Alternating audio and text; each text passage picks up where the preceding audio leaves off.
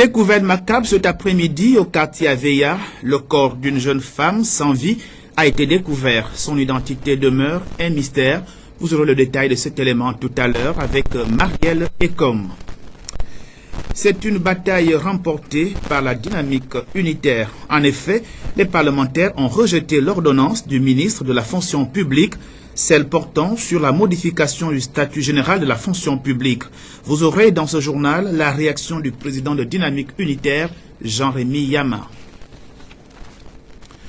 Rebonsoir à tous et merci à vous qui nous recevez à Isonoko Djeng, Moyoeba et Nkoebeng dans le département d'une thème Habitam. Je le disais tout à l'heure, les riverains d'Aveya, Parvé, dans le 2e arrondissement de la commune de Libreville, ont fait la découverte macabre cet après-midi d'un corps sans vie dans une maison inachevée. Ce corps de sexe féminin n'a pas été identifié par les riverains, mais la stupeur se lisait sur le visage de ces derniers à notre passage. Marielle Ecom, Yvon Bertrand Koumile Kandoumba.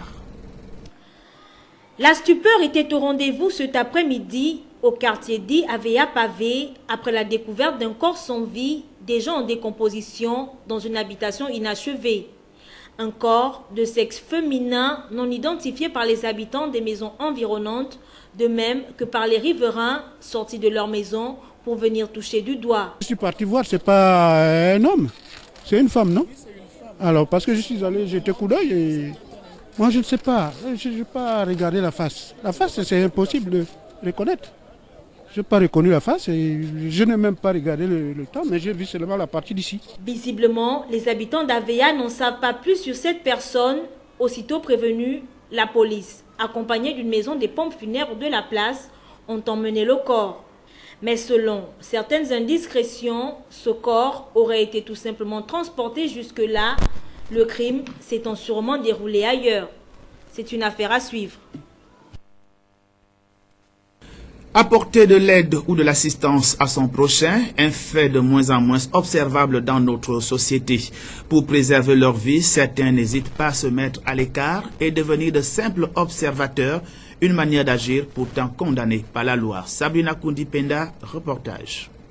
Venir en aide à son prochain en danger semble ne plus être la préoccupation de plusieurs Gabonais. Au risque d'exposer sa vie en essayant de secourir son semblable en difficulté, chacun juge mieux aujourd'hui d'appliquer le chacun pour soi, Dieu pour tous. De manière stricto personnelle, j'étais victime une fois. Il y avait une bagarre dans mon quartier. J'allais pour séparer et j'ai pris le coup perdu. Et ça m'a causé vraiment d'énormes dépenses. On peut avoir, la peur nous anime. Pourquoi? Parce que prendre un couteau à la place de quelqu'un d'autre, j'enlève mon corps, j'ai ma petite famille à nourrir, et j'ai mes occupations. Donc en un mot, je ne manifeste pas. Vous pouvez appeler d'abord les forces de l'ordre, d'accord? Si vous avez les numéros de téléphone et tout ça, vous trouvez une situation bizarre, saisissez directement les agents concernés. Ne voulons pas faire aux autres ce qu'ils n'aimeraient pas qu'on leur fasse. Certains estiment qu'il est nécessaire de toujours intervenir en faveur d'autrui. Dans le social, nous devons assister les autres. Quelle que soit la situation dans laquelle nous nous trouvons, on peut toujours apporter de l'aide. Le danger pouvant arriver à tout le monde sans exception, les uns et les autres sont invités à manifester sans cesse l'amour du prochain. Apporter de l'aide à une personne mourante ou exposée aux actes de violence dans la rue pourrait sauver une vie. Ne pas le faire, c'est se condamner soi-même devant la loi et devant Dieu. Nous avons gagné la bataille, pas la guerre. Ce sont les propos de Jean-Rémy Yama, président de Dynamique Unitaire, au cours de l'interview qu'il nous a accordée à la suite du rejet par les parlementaires de l'ordonnance du ministre de la fonction publique portant modification de le statut général de la fonction publique. C'était au cours de l'interview, je le disais tout à l'heure, qu'il nous a accordé au piquet de grève qu'observe la Dynamique Unitaire à l'entrée principale de l'université Omar Bongo. Jean-Rémy Yama. Je salue la décision de nos honorables députés, mais il faut dire que ne nous réjouissons pas trop vite. Il s'agit d'une bataille, mais il ne s'agit pas de la guerre. Les députés se sont prononcés sur la forme, mais ils ne se sont pas prononcés sur le fond. Donc l'ordonnance a été certes rejetée, mais il a été demandé au ministre de la fonction publique de revenir avec le document sous forme de loi. Tout simplement parce que des questions aussi importantes ne peuvent pas être traitées de façon lapidaire par une ordonnance. Donc un projet de loi sera plus indiqué parce que ça permettra à toutes les parties de s'exprimer et je pense que les honorables députés pourront entendre les syndicats, donc les partenaires sociaux et donc de se faire une idée. Et nous aussi, à l'université, nous allons aussi réagir par rapport à notre expertise sur cette question. Donc c'est vrai, nous sommes satisfaits aujourd'hui, mais le gouvernement n'a pas renoncé à ses ambitions de privatiser la fonction publique, de militariser l'agent public, de monarchiser l'agent public et de le précariser à travers le paiement au 30e, la non-législation et l'avancement exclusif au mérite et la suppression des services rendus. Vous savez, il y a d'abord une forme de duperie. Parce que lorsqu'on parle de réforme, évidemment nous sommes pour la réforme. Il y a une différence entre la réforme et l'ordonnance. Parce que nous on dit la réforme est possible avec les textes actuels parce que notre législateur a prévu tout ce que le ministre de la fonction publique aujourd'hui décrit. C'est-à-dire l'absentéisme chronique dans les administrations publiques. Cet absentéisme est lutté déjà par la loi 1/2005 de l'article 42 à l'article 48. Lorsqu'il parle du mérite, l'avancement exclusif au mérite, le mérite est prévu déjà par la loi. Nous ne sommes pas contre le mérite, mais nous sommes contre l'avancement exclusif, c'est-à-dire que le salaire, faut comprendre ça sous forme de salaire. Le salaire de l'agent public ne changera plus si votre chef de service ne vous a pas jugé apte d'avancer.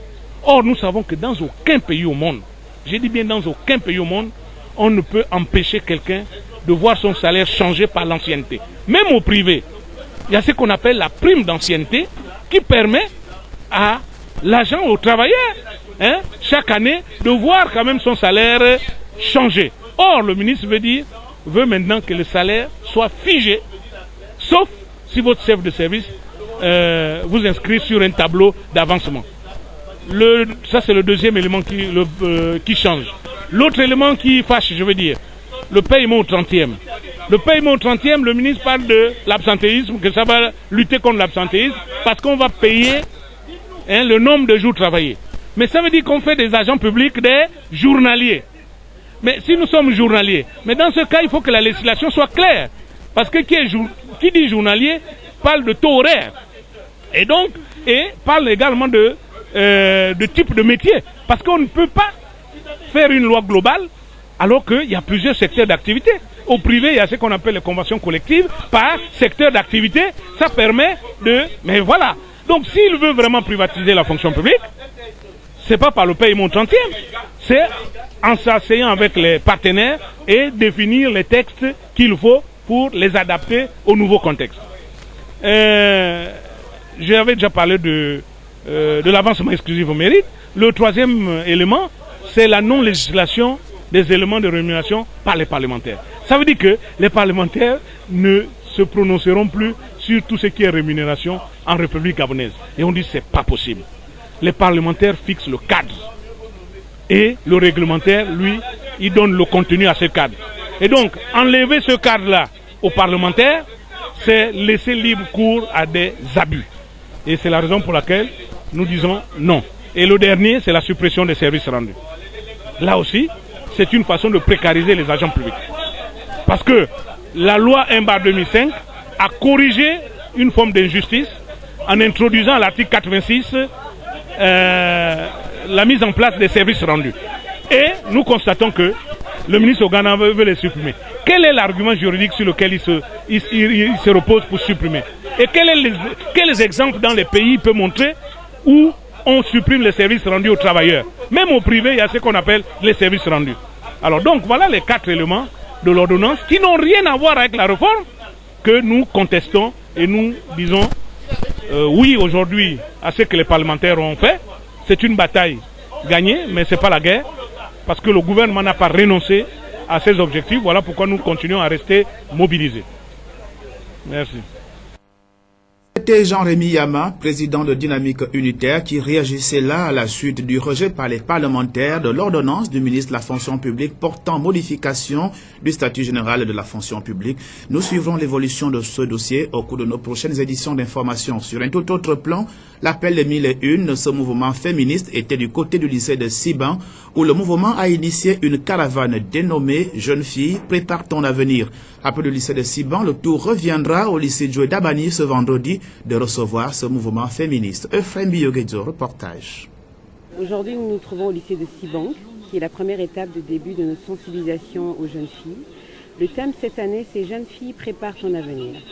Dans ce thème, nous essayons de sensibiliser la jeune fille gabonaise à se prendre en main et à devenir une femme indépendante, en sachant que dans notre pays, le droit à l'éducation est gratuit pour tous, aussi bien hommes, aussi bien jeunes filles que jeunes garçons.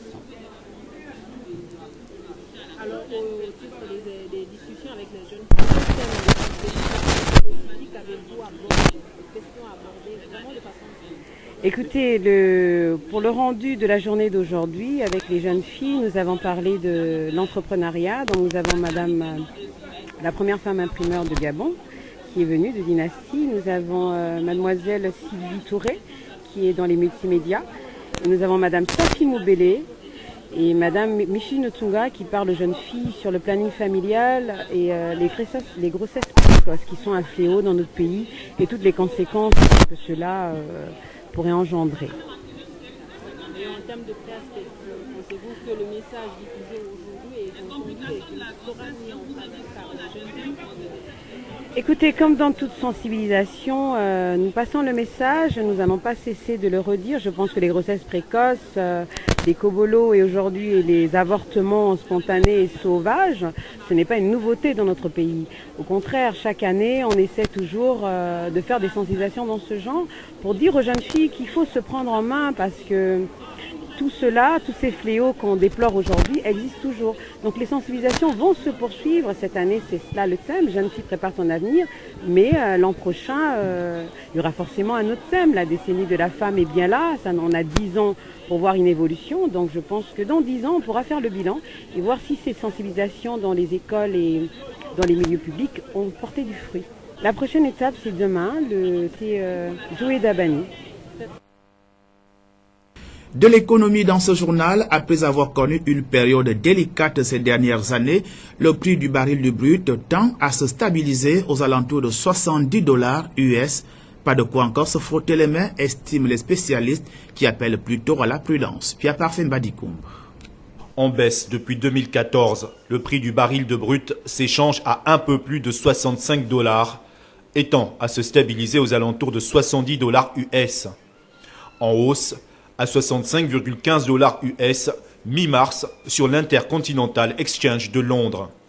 Le Gabon, 5e pays producteur de pétrole en Afrique, ne devrait pas se réjouir trop tôt de cette grimpée. En effet, pour les experts du secteur, cette hausse est déconnectée de la réalité. Certains affirmant que la croissance rapide de la production américaine de pétrole de schiste rend toute hausse de prix virtuellement impossible. L'offre de pétrole devrait cependant cette année dépasser la demande. Prudence donc pour des pays comme le Gabon dépendant encore à plus de 50% des recettes pétrolières. Il serait fallacieux de penser que cette hausse pourrait être soutenue et de tout miser sur ce fait. 12 avril 2015, 12 avril 2018, cela fait exactement 3 ans jour pour jour qu'Andremba Obam, ancien candidat à l'élection présidentielle 2009, ministre de la République plusieurs fois, nous a quittés. Mais ces 3 ans n'ont pas suffi à ce que les populations oublient qui est Andremba Obam, les réactions des uns et des autres. Au micro d'Euphrem Biyogedzo. Question pertinente. En effet, c'est une perte cruelle d'un haut cadre du pays. Mais vous savez, malheureusement, la mort étant ce qu'elle est, moi qui ne vois pas j'avais plus ce rendez-vous dans ma tête. Mais on ne saurait jamais oublier une valeur telle que le défunt Bobam. Tout le monde a parlé de lui.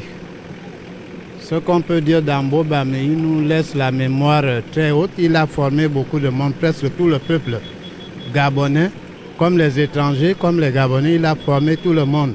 Mais celui-là, on ne l'oubliera jamais. Que ceux qui ont des moyens continue à faire comme un Bob m'a fait. Au lieu de laisser comme on est en train de vivre aujourd'hui, les idées qu'il a amenées avant, on ne voit pas ça en jour là, depuis sa mort. Mais j'ai gardé un bon souvenir à ce monsieur. Et je pleure toujours à ce monsieur, parce que c'est une tête qui est partie. Il faut d'autres qui peuvent le relayer d'une manière comme il avait joué de son passage côté ministériel ou partout. Il n'a jamais eu l'erreur. Il était patron de votre secteur ministériel? Oui, j'ai même travaillé avec Pasteur Gaspard Oubien et le défunt sœur qui était aussi votre collègue caméraman pour le programme de la lutte contre le VIH-Sida, le méfait du tabagisme dans les années, je peux bien dire, dans les années 88-89. Vous m'avez surpris, mais ce monsieur-là, je le tiens trop à cœur. De la politique à présent et pour parler de la célébration du 50e anniversaire du Parti démocratique gabonais à travers le territoire national, une célébration dite à titre symbolique. C'est le cas à Franceville dans le Haut-Ogooué. Les populations sont venues des 4 coins de la province fêter ce 50e anniversaire en beauté aux côtés du membre du bureau politique et de la secrétaire nationale. Euphrem Bioguedzo sur les images de nos confrères de Gabon Télévision. Mobilisation particulière des jeunes femmes, notables, militantes, militants et sympathisants du PDG des 6 sections de la Fédération du 3e arrondissement de Franceville autour du membre du bureau politique Lambert Noël Mata pour la célébration en différé et symbolique du 50e du parti. Événement exceptionnel, il en valait cette manifestation d'engagement, de fierté et de ferveur de la famille PDGiste de cette circonscription administrative et politique de la capitale altogovéenne, des retrouvailles de communion dont l'éclat a été rehaussé par la présence de la secrétaire nationale Gisèle Itumba, laquelle est revenue dans son adresse sur la nouvelle vision et les orientations des responsables du parti. Toute chose a un début, donc on fait d'abord nos structures de base, nos adhésions pour savoir avec qui on travaille, qui est avec nous et qui n'est pas avec nous. Qu'on assume d'abord que nous sommes pédégistes, enfin de pouvoir réaliser nos projets, parce que c'est nous, c'est notre parti d'abord, c'est notre parti, et si nous sommes structurés, vous allez voir que les choses vont bien se passer. Après le grand rassemblement, une action de proximité, le membre du bureau politique a fait le tour des 6 sections du 3e arrondissement de Massoukou. L'unité et la cohésion entre militants, filles et fils de l'arrondissement qui doivent intégrer le caractère cosmopolite de celui-ci ont été les maîtres mots lors des échanges avec ses camarades. Nous devions redoubler encore d'ardeur pour que le PDG dans notre arrondissement, dans nos actes, nous puissions toujours avoir à l'esprit l'unité du parti, l'unité de notre arrondissement. Et que ceux qui habitent notre arrondissement, qui ne sont pas militants du PDG, ne sont pas nos ennemis, ce sont nos frères et sœurs. Notre combat face à eux doit être un combat d'idées, d'actes, de projets.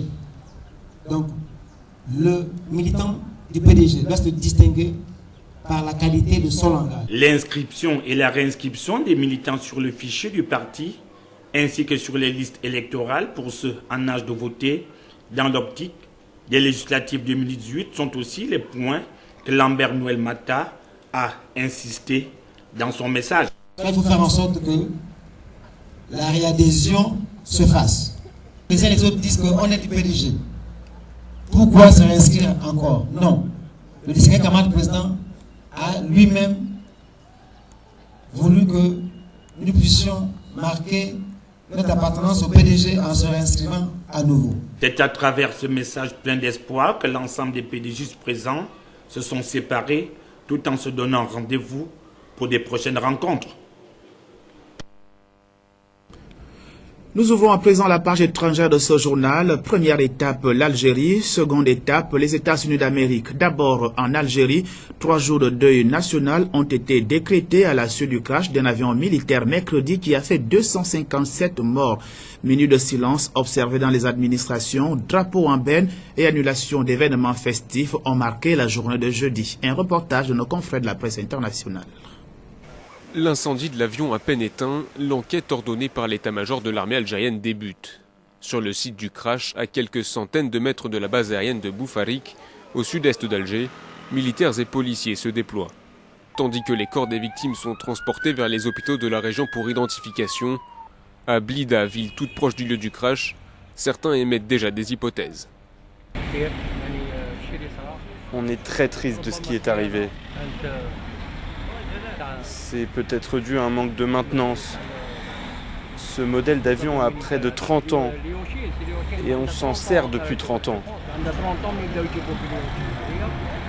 L'avion, un Ilyushin IL-76 de fabrication russe, conçu dans les années 70, peut transporter selon le modèle entre 126 et 255 passagers. Son plan de vol prévoyait une escale à Béchar avant d'atterrir à Tindouf, à la frontière du Sahara occidental. Un territoire disputé entre le Maroc et les indépendantistes du Front Polisario depuis 1976. Au moins une vingtaine de Sahraouis étaient à bord. À 8h, heure locale mercredi, il décolle de la base avec une aile en feu. Selon les témoins, il explose une fois au sol. L'avion a décollé de la base et un feu s'est déclaré. Je pense que le pilote a voulu éviter les maisons. Il a dévié l'avion vers le champ. Parmi les victimes, une majorité de militaires, mais aussi certains de leurs proches et 10 membres de l'équipage. Un deuil national de 3 jours a été décrété par le président Abdelaziz Bouteflika. La prière de l'absent sera également récitée dans toutes les mosquées du pays ce vendredi. Aux États-Unis d'Amérique, Washington et Moscou restent toujours tendus, engagés dans un bras de fer sur le dossier syrien. Donald Trump, le président américain, avertissant du tir imminent des missiles sur la Syrie. Le régime a quant à lui évacué les aérodromes, aéroports et bases militaires selon des ONG. Reportage. Dans le bras de fer qui l'oppose à Moscou sur le conflit syrien, Washington fait monter la tension d'un cran. Pour la porte-parole de la Maison-Blanche, toutes les options sont désormais sur la table pour une riposte à l'attaque chimique présumée du 7 avril près de Douma. La Russie a une part de responsabilité. Elle avait garanti que la Syrie n'aurait pas recours aux armes chimiques à nouveau. La Russie, alliée du régime syrien, est clairement dans le viseur des États-Unis après avoir mis son veto mardi à un projet de résolution américain à l'ONU. Il visait à créer un mécanisme d'enquête indépendant sur le recours aux armes chimiques en Syrie. Sur Twitter, Donald Trump a annoncé des tirs de missiles imminents sur la Syrie, tout en accusant Moscou de protéger Bachar al-Assad. La Russie, elle, affirme que Washington et ses alliés se trompent de cible.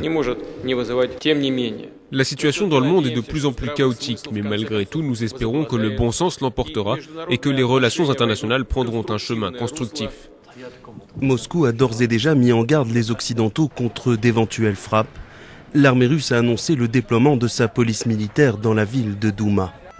Lundi, un destroyer lance-missile américain a quitté le port chypriote de Larnaca pour se rapprocher de la Syrie.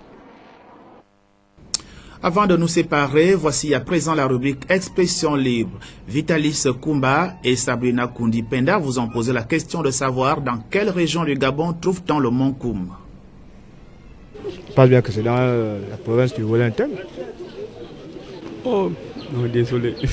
Une question culture générale. Oui. Dans quelle province du Gabon se trouve le mont Koum?